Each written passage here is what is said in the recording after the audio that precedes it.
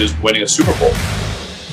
Fumble, the ball comes out. The Steelers are putting it on a tee for the Bengals right now. This is as bad as I've seen the Steelers play all year. These division games are like this. Throw the records out the window. That's not just cliche, that's real. And you sense something coming now for the Steelers.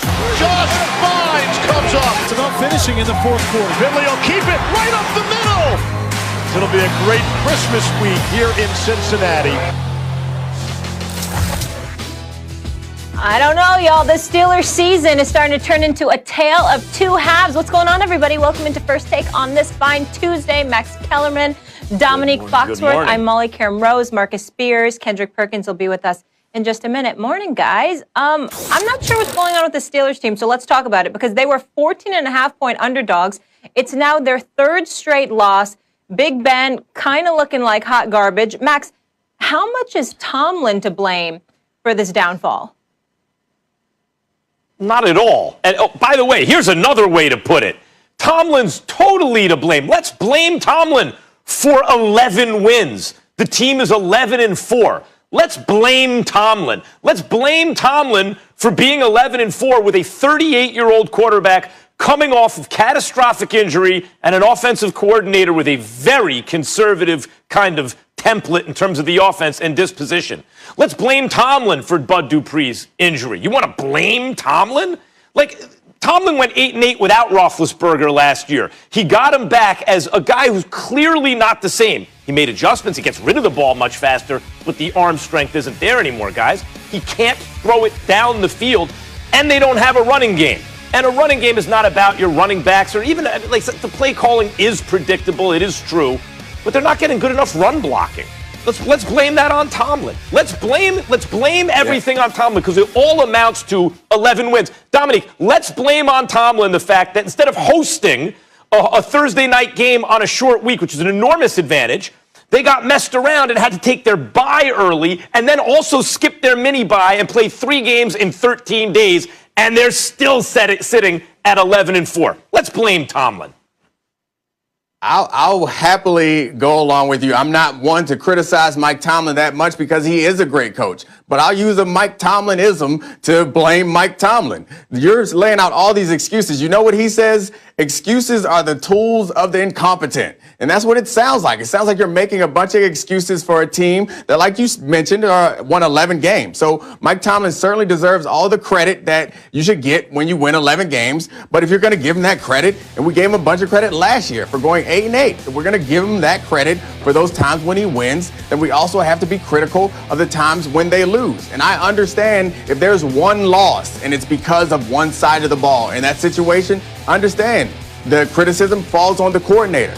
They've lost 3 in a row with the same issues that continue to pop up. At some point, you have to blame the man who's in charge. And I think that there's no better coach for that organization. There's nobody who is better positioned to bring them out of this. I'm not saying Mike Tomlin's a bad coach, but he certainly deserves criticism for all the things that you're saying. He's seen those things. He knows why their offense stinks. He knows that they're not physical enough. He knows they can't run the ball. He knows Bud Dupree got hurt. He knows Bush is hurt. He knows all this stuff. He needs to compensate for it in the same way they compensated for Big Ben's injury last season. So I was listening to Mina Kimes' podcast, and Adam Lefko was on there, and he made a good point that I'm just going to steal, is that their offense is not complementary because they're a short pass offense. It's hard to run the ball when you're also throwing short passes. You're not really putting the defense in any conflict. There's not much of a bind there because the punishment for overcommitting to the run is a 5-yard slant.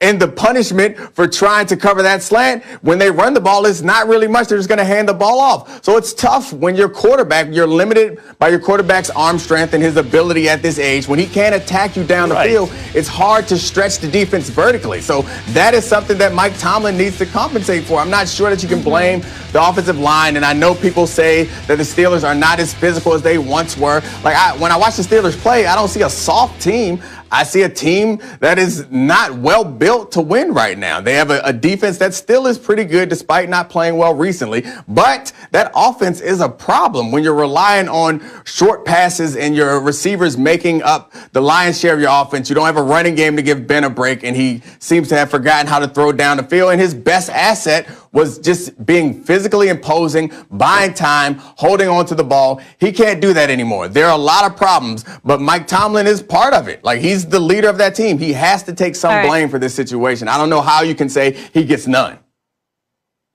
We'll let Max respond in just a minute, but we're going to get Marcus Spears in here. Good morning, Marcus. Jump in on this. What's up, Ma? What's up? Yeah, both of you guys make great points, but listen, I disagree with Foxy on the physicality standpoint, man. This is a different, I guess, idea of what the Pittsburgh Steelers are, and to that point, like, a part of this has to fall on Mike Tomlin. A lot of this falls on the coaching staff as well. Like, there's a lot of blame to go around for what's going on. But you knew you had an aging quarterback coming off a major surgery. And yes, you have won 11 games, Max, but we're not talking about the Pittsburgh Steelers in the context of winning 11 games. We were having a conversation about the Pittsburgh Steelers, who a lot of people thought was the team that was going to threaten the Chiefs in the AFC based on what they were doing. It was a lot of talk about how this team looked so good with Ben Roethlisberger being back after going 8-8 without the quarterback, and that was the substantial difference. But if you aren't supporting him with the run game, like, if you aren't supporting him with that ability to just bludgeon people, then you're doing a disservice to an older quarterback. What have we screamed about with Tom Brady? Run the football in Tampa. What have we screamed about? Like, what has the Saints featured? Alvin Kamara, like, no Michael Thomas. So, look, you have to compensate for these guys with the ability to run the football. And I never thought that we would sit here with a question about if the Pittsburgh Steelers could run the football. And I know they lost Munchak, the offensive line coach. I know all of the things that transpired. But to not cast some of the fault or the responsibility on Mike Tomlin just as much as we casting it on the players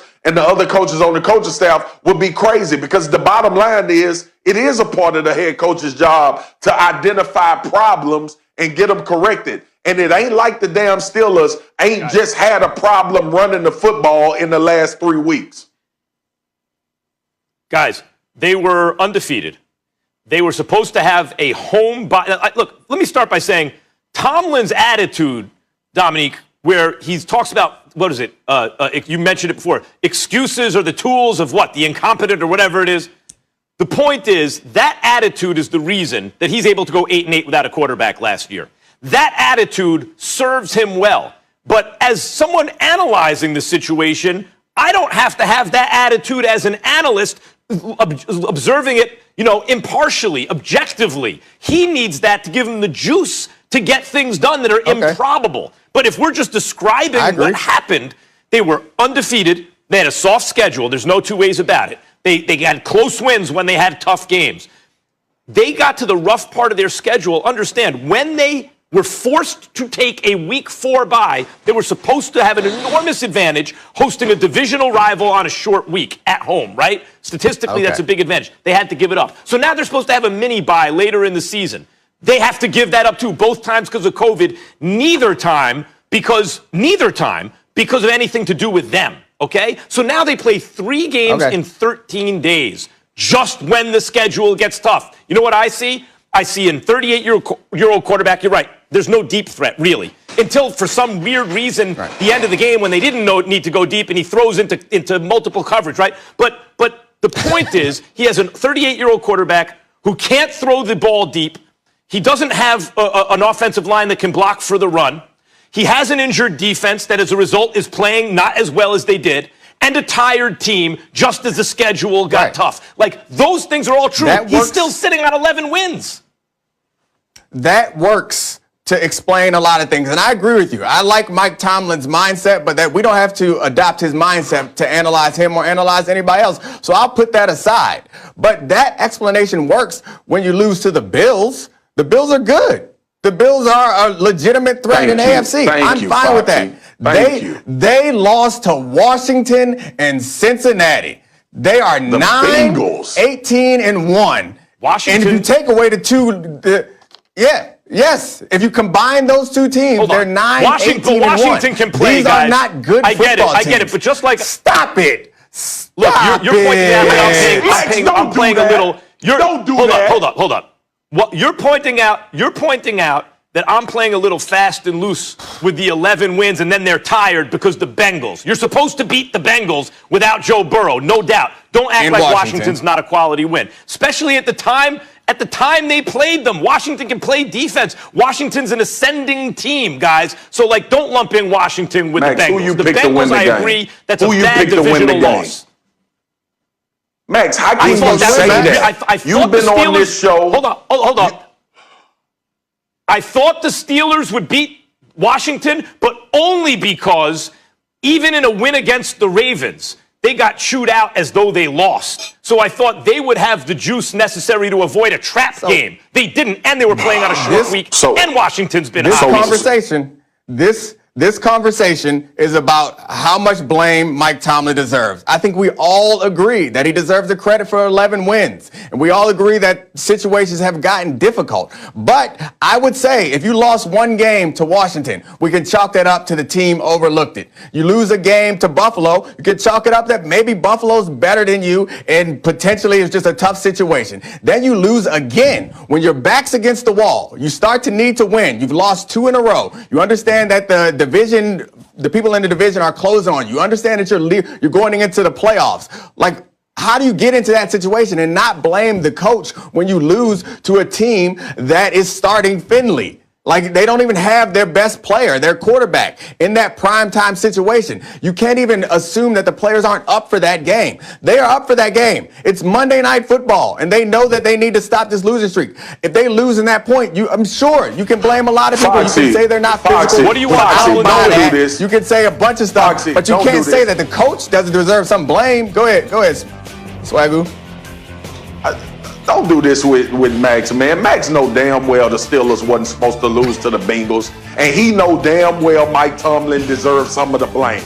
And then go talk that foolishness about the Washington football team. You've been saying all year the NFC East sucked, and ain't no good teams in the conference. Now that's a understandable loss. Nobody expected the Pittsburgh Steelers to lose to the Washington football team, and we damn sure ain't expect them to lose to the Bengals. No one, What? even the Bengals, didn't expect the Pittsburgh Steelers to lose to them last night. Washington was their third game in 13 days, or was that their fourth in 19 days? And they were ascending at the time. Max, Guys, I'm not going to sit here and pretend Washington wasn't playing well at the time, and they were playing defense, and Pittsburgh was on a short week. And what does RC always say when he's on this show? What does RC always say the best time to play the Ravens or the Steelers are? After they play each other. It's an emotional letdown. I can't make an excuse for the team losing to the Bengals. Did they look tired to me? Yes. Did the offense, did Fitchner, his kind of very conservative game and predictable game calling, catch up to them? Yes. But guys, more than anything, what it looked like to me was you have an old quarterback who can't throw the ball down the field. So they're compensating with these short passes, and they don't block for the run. So when you say, well, Tomlin's got to figure it out, he's got to make lemonade out of lemons, Dominique, he's mostly done that. They had a bad loss yesterday, but mostly he's done that. I mean, maybe your expectations for that team is different than the expectations that they have and the expectations that we all had. We thought they were going to be Super Bowl contenders because last year they were so good without a good quarterback. They bring back their quarterback, and they haven't been what you expect. You can point to that record and all those